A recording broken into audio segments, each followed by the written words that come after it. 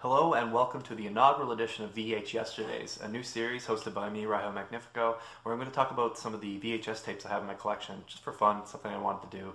I'll talk about the, picture quality, sound quality of the tape, and a little review of the film. Maybe it's something you want to pick up at a flea market or something like that these days.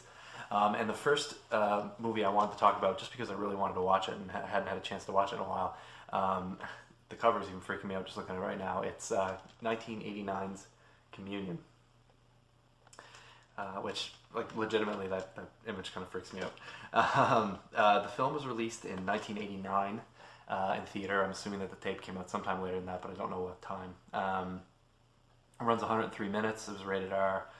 I know that in the theater it was produced in some sort of special Dolby stereo but of course does not carry over to the tape. I think it comes out in like a hi-fi Dolby stereo. In the States, I believe the film was released by New Line, or distributed by New Line.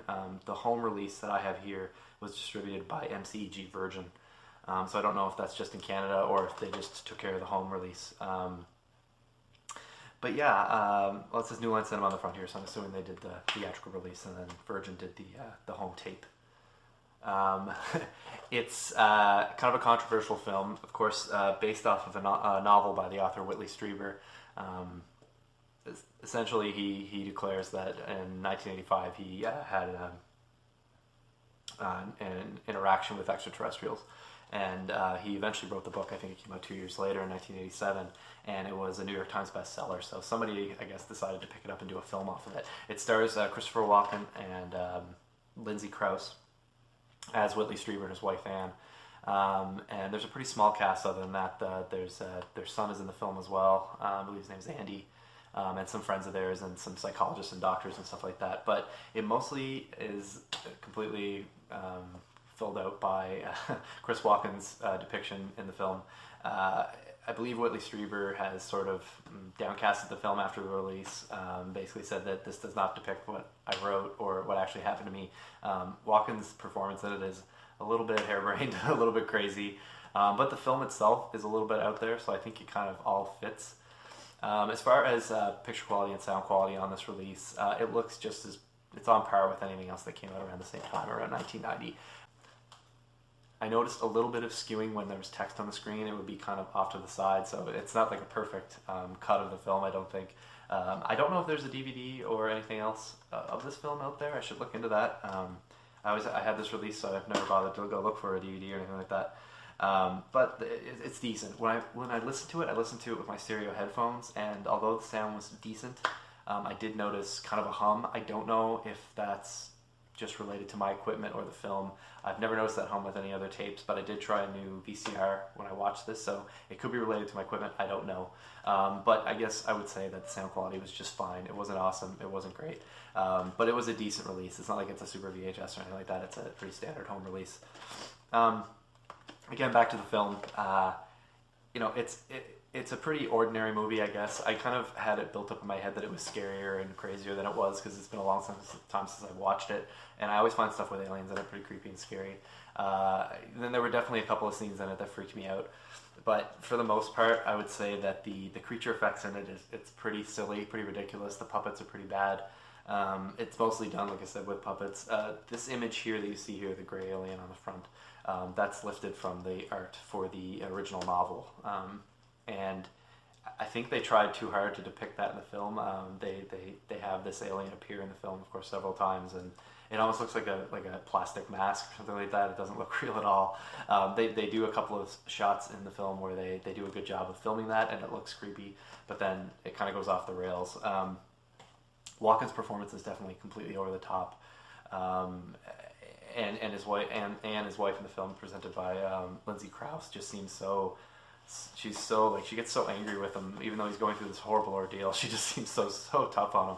But he's just sort of I guess he's trying to be savant and kind of out there because he's supposed to be an author maybe, and I don't really know what he's going for exactly, but it just seems a little bit over the top.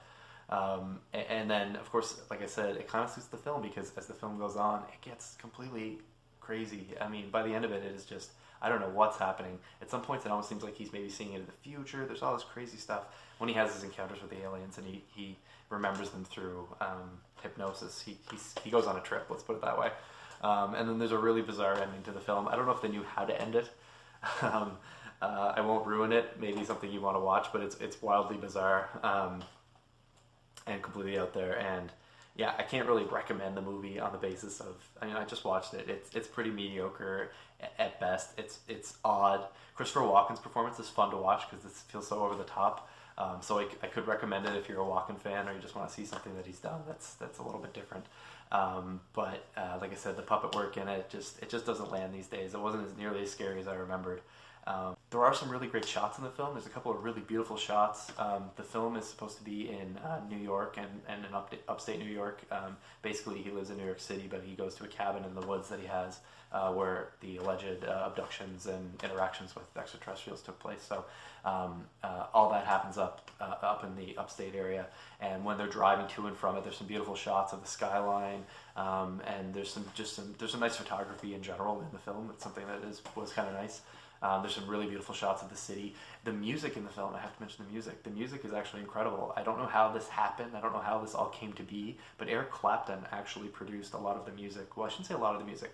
I'll get back to that. He produced music for the film. There is a composer for the film, and there is a lot of composed classic pieces that you would hear in film. But there is like one piece of music at least, maybe two, that is played by Eric Clapton.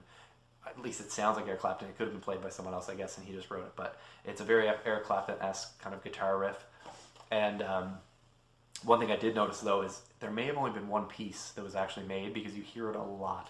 They kind of overuse it. After a while, you're kind of like pretty sick of hearing that guitar riff.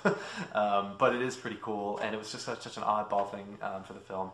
I think it was expected to do really well in theaters, but because of Walken's performance, because of, it's pretty controversial material. Even the book was controversial when it came out. It just didn't do very well. I think it made like under $2 million. I don't know what the actual budget for the film was, but it was considered a flop. It kind of has like a cult following these days, probably amongst people that are into extraterrestrials and UFOs and stuff like that. But it's, like I said, it's not a great movie, so I can't really recommend it. But if you're in a flea market or something like that and you see it in the bin for 50 cents or a buck, you might get a kick out of watching Chris Walken's performance in it. So that's Communion. If you think it's for you, you should try to check it out.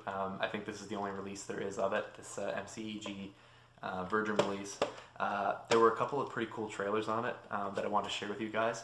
So in the description in this video, wherever it ends up being, usually it's below it, there should be some links in there for the trailers that I ripped directly off the tape. I'm going to post them to my VidMe channel, so you'll be able to find them there.